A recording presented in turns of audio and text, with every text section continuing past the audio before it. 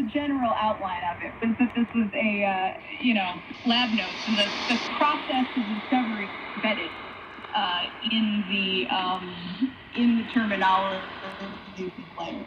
So when people say layers of the ionosphere, that's what they mean. Wow, what a crazy story. I had no idea that's how they were formed. I knew they exist. I knew how they... I had no idea, but I didn't know there was this... Yeah, you know that's the reason that you hear things sometimes and you don't hear things other times, right? And so if you think of it, the way I always describe it to people is it's sort of like there's this invisible ocean in the sky, right? And it's, because the ionosphere is what, like 90 kilometers up to like 500 kilometers up? Like it's a lot. There's a lot of various gases around there. And we think of our atmosphere down here in the troposphere where we live, it's very well mixed. You know, you have populations of different, chemicals and aerosols and things. It's all pretty homogeneous.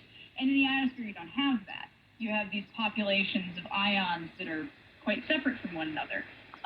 And they're affected by, the space weather above it and by the terrestrial weather below it. So you can use the ionosphere in some degree to sort of sense these things. You can correlate things that you see in the ionosphere with stuff that's happening above and below. But ultimately, we don't really have a whole lot of sensors pointing at the ionosphere. And so by having ham radio operators do these Doppler measurements, which is my focus, or by, setting up personal space weather stations over the next few years, it's a big project in Hamside, I like to think of that as sort of putting buoys on this ocean and trying to figure out what it's doing on that basis. Because otherwise, every time you have a shortwave station, and people develop a very good intuitive understanding of this, right? Like if you ever made a hand contact to somebody who's very far away, and you're watching the sun go down, and you know that the propagation path is going to disappear, right?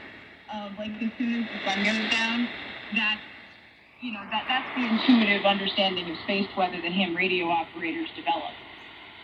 So it's really rewarding to spend some time connecting up hams and space scientists to get some of that kind of tribal knowledge from the community of hams and shortwave listeners. This is so interesting. Integrated in with trying to figure out what the bottom side ionosphere is doing. So you're trying to do is get the hams to come together and use their knowledge to help better explore the space weather. So then, how does someone set up their own station? What does it take? Just your normal transmitter, or is there something else one needs? If you want to spend a little time doing a space weather experiment of your own, all you need is a ham radio setup like you already have, or a shortwave listening setup like you already have. If you